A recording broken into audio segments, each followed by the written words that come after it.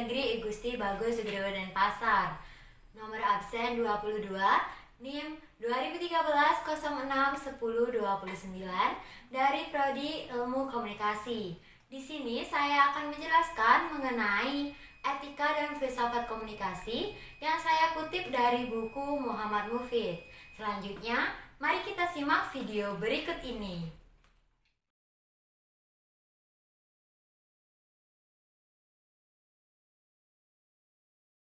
Pertama, saya akan membahas mengenai pengertian filsafat. Secara etimologi, kata filsafat berasal dari bahasa Yunani, di mana berasal dari penggabungan dua kata yaitu philos atau philein yang artinya cinta, mencintai atau pecinta, dan sophia yang artinya kebijaksanaan atau hikmat. Sehingga secara bahasa, filosofia atau filsafat memiliki arti cinta akan kebijaksanaan. Sedangkan secara epistemologi atau istilahnya, terdapat rumusan pengertian filsafat. Namun secara mendasar, filsafat adalah hasrat atau keinginan yang sungguh-sungguh untuk menemukan kebenaran sejati.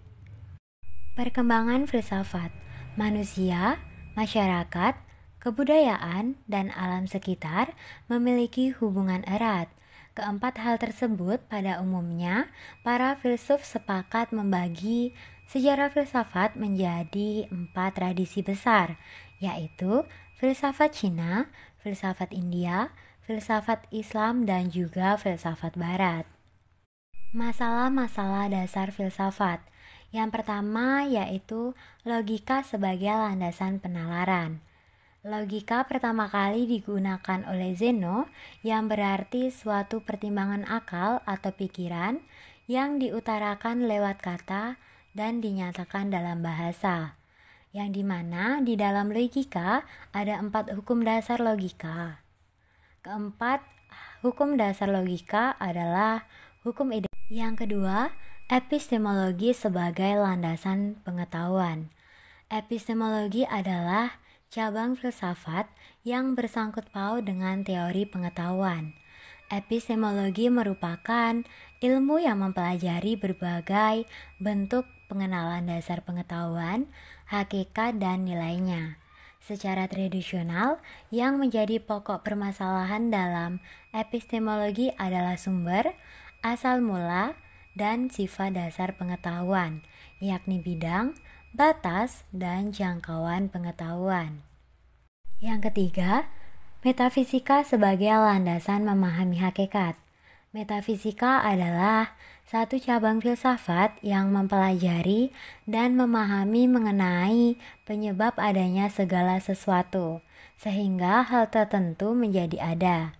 Metafisika bisa berarti upaya untuk mengkarakterisasi eksistensi atau realitas sebagai suatu keseluruhan dan usaha untuk menyelidiki alam yang berada di luar pengalaman atau menyelidiki apakah hakikat yang berada di balik realitas. Yang keempat, metode filsafat. Melihat lingkup dan jangkauan studi filsafat, maka kesan yang pertama kali muncul bahwa filsafat merupakan ilmu pengetahuan yang tidak mungkin bisa ada secara aktual, mengingat bahwa lingkup dan jangkauan studi filsafat itu melampaui kemampuan akal pikiran manusia itu sendiri. Isu-isu filosofis studi komunikasi. Stephen W. Littlejohn dalam bukunya The Rise of Human Communication menjelaskan terdapat isu filosofis tentang studi komunikasi.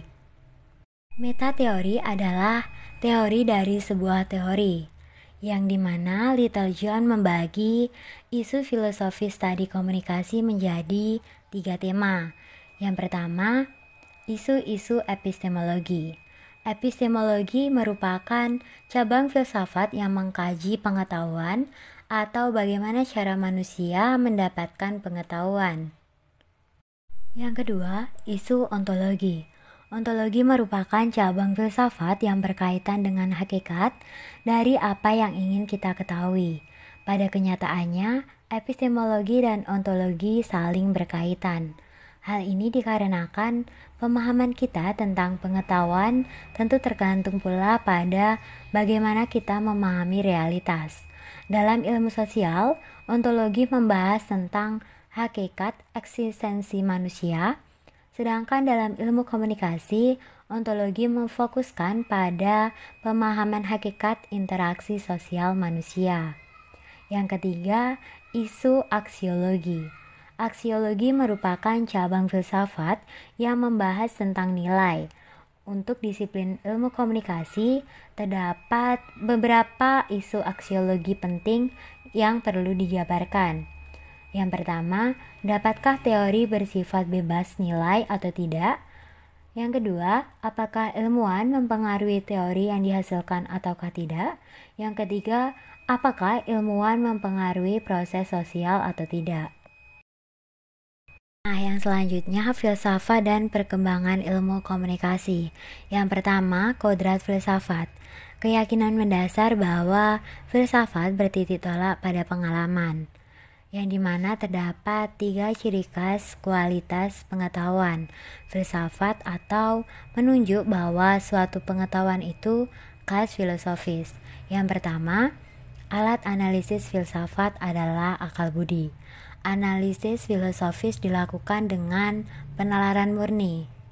Yang kedua, hakikat metode filsafat adalah rasional. Metode rasionalitas dalam filsafat bersifat multipleks yang bermetode induktif dan juga deduktif. Yang ketiga, filsafat bukan bersifat praktis, yang dimana filsafat mencari kebenaran dan pengetahuan. Filsafat mempunyai tujuan teoritis secara murni atau kontemplatif. Filsafat itu bebas, dalam arti tidak mau dijajah oleh pragmatisme dan ideologisme lainnya. Yang kedua, relasi filsafat dan ilmu. Secara garis besar terdapat 3 posisi guna memahami hubungan antara sains dan agama dalam pencarian kebenaran. Yang pertama, sains dan agama memiliki teritorium yang berbeda dalam pencarian kebenaran. Kedua, agama dan sains dapat dibawa ke arena yang sama dalam pencarian makna. Yang ketiga, agama dan sains menerangi realitas yang sama tetapi perspektif berbeda. Yang ketiga, relasi filsafat dan agama. Agama adalah candu rakyat, memberi kesan seolah agama menjadi alat dalam golongan kecil untuk mempermainkan atau menindas rakyat atas nama dan bekerja sama dengan golongan yang berkuasa. Agama menjadi candu rakyat sebagai suatu keadaan objektif dalam masyarakat. Dengan adanya agama mencerminkan struktur-struktur sosial tidak sehat dalam masyarakat. Yang dimaksud dengan struktur tidak sehat tentunya tata susunan masyarakat yang kapitalistis. Tetapi kaum kapitalis tidak menjadi biang keladi keadaan itu. Dalam arti tertentu, mereka juga menjadi korban bukan saja kaum buruh, meskipun kedudukan mereka jauh lebih menyenangkan. Yang keempat, filsafat dan perkembangan ilmu komunikasi. Secara etimologi atau bahasa, kata komunikasi berasal dari bahasa Inggris, communication, yang mempunyai akar kata dari bahasa Latin, communicare. Sedangkan secara epistemologi atau istilah, terdapat ratusan uraian eksplisit atau nyata dan implisit atau tersembunyi untuk menggambarkan definisi komunikasi. Hakikat filsafat komunikasi. Nah, proses komunikasi dapat dilihat dalam 2 perspektif besar, yaitu perspektif psikologis dan juga mekanis. Perspektif psikologis dalam proses komunikasi hendak memperlihatkan bahwa komunikasi adalah aktivitas psikologi sosial yang melibatkan komunikator, komunikan, isi pesan, lambang, sifat hubungan, persepsi, proses decoding, dan juga encoding. Sedangkan perspektif mekanis memperlihatkan bahwa proses komunikasi adalah aktivitas mekanik yang dilakukan oleh komunikator yang sangat bersifat situasional dan juga kontekstual. Dan juga dalam bidang komunikasi meliputi komunikasi sosial, organisasional, bisnis, politik, internasional, komunikasi antar budaya, pembangunan tradisional, dan lainnya. Yang dimana teknik komunikasi terdapat komunikasi informatif, komunikasi persuasif, komunikasi pervasif, komunikasi koersif, komunikasi instruktif, dan juga hubungan manusiawi. Etika komunikasi. Yang pertama, pengertian etika. Secara etimologi, etika berasal dari bahasa Yunani dalam bentuk tunggal. Etos berarti tempat tinggal yang biasa, padang rumput, kandang, kebiasaan, adat, akhlak, perasaan, dan cara berpikir. Dalam bentuk jamak, taeta berarti adat kebiasaan. Dalam filsafat, etika berarti ilmu tentang apa yang biasa dilakukan atau ilmu tentang adat kebiasaan. Hubungan filsafat dan etika. Filsafat ialah seperangkat keyakinan-keyakinan dan sikap-sikap, cita-cita, aspirasi-aspirasi, dan tujuan-tujuan, nilai-nilai, norma, dan aturan-aturan. Nah, perbedaan etika, etiket, moral, dan agama. Yang pertama, perbedaan etika dan etiket. Jadi, terdapat beberapa perbedaan pokok antara etika dan etiket, yaitu etika menyangkut cara perbuatan yang harus dilakukan oleh seorang atau kelompok tertentu. Etiket memberikan dan menunjukkan cara yang tepat dalam bertindak. Sementara itu, etika memberikan norma tentang perbuatan itu sendiri, menyangkut apakah suatu perbuatan bisa dilakukan antara ya dan tidak. Etiket hanya berlaku dalam pergaulan sosial, sehingga etiket selalu berlaku ketika adanya orang lain. Sementara itu, etika tidak memperhatikan orang lain atau tidak. Nah, selanjutnya perbedaan etika dan estetika. Pembahasan etika lebih menitikberatkan pada baik buruknya atau benar tidaknya tingkah laku dan tindakan manusia, serta sekaligus menyoroti kewajiban tanggung jawab manusiawi. Etika berkaitan dengan apa yang menjadi dasar bahwa tindakan manusia adalah baik atau buruk, benar atau salah. Etika terapan menjadi fokus perhatian. Misalnya, kita mengenal etika profesi, kode etik, rambu-rambu etis, etika politik, etika lingkungan, bioetika, dan lainnya. Sedangkan estetika memiliki karakteristik seperti mempermasalahkan seni atau keindahan yang diproduksi oleh manusia, soal apresiasi yang harus dilakukan dalam proses kreatif manusiawi. Juga terdapat perbedaan moral dan hukum, perbedaan etika dan agama, dan juga etika dan moral. Nah, selanjutnya kita akan membahas stereotip dalam etika dan filsafat komunikasi. Pengertian stereotip. Jadi, definisi stereotip adalah sebuah pandangan atau cara pandang terhadap suatu kelompok sosial di mana cara pandang tersebut lalu digunakan pada setiap anggota kelompok tersebut. Kita memperoleh informasi biasanya dari pihak kedua atau media, sehingga kita cenderung untuk menyesuaikan informasi tersebut agar sesuai dengan pemikiran kita. Ini sudah merupakan pembentukan stereotip. Stereotip bisa berkaitan dengan hal positif dan juga negatif. Bisa benar, bisa salah, juga bisa berkaitan dengan individu atau subkelompok.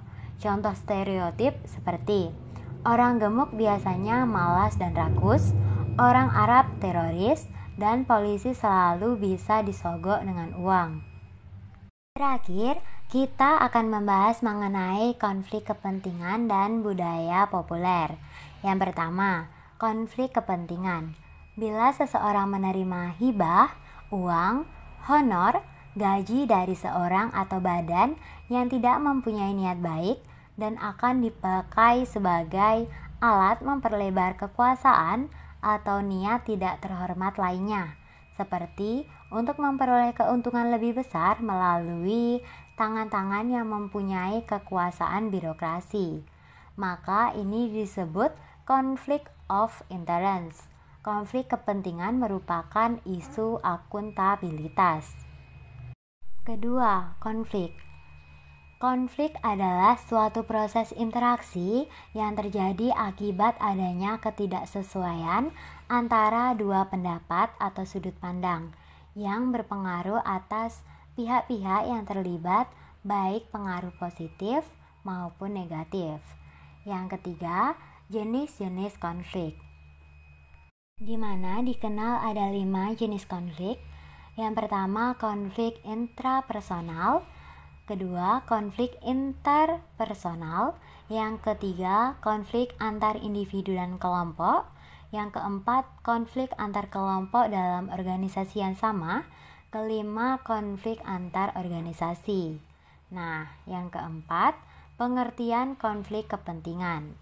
Konflik kepentingan adalah suatu keadaan sewaktu seseorang pada posisi yang memerlukan kepercayaan, seperti pengacara, politikus, eksekutif, atau direktur suatu perusahaan memiliki kepentingan profesional dan pribadi yang bersinggungan. Yang kelima, sumber konflik kepentingan. Perbedaan komunikasi adalah perselisihan yang timbul dari kesulitan semantik, kesalahpahaman bahasa, diskomunikasi, atau juga communication overload. Yang pertama, orang-orang sering berasumsi bahwa kebanyakan konflik disebabkan oleh ketiadaan komunikasi.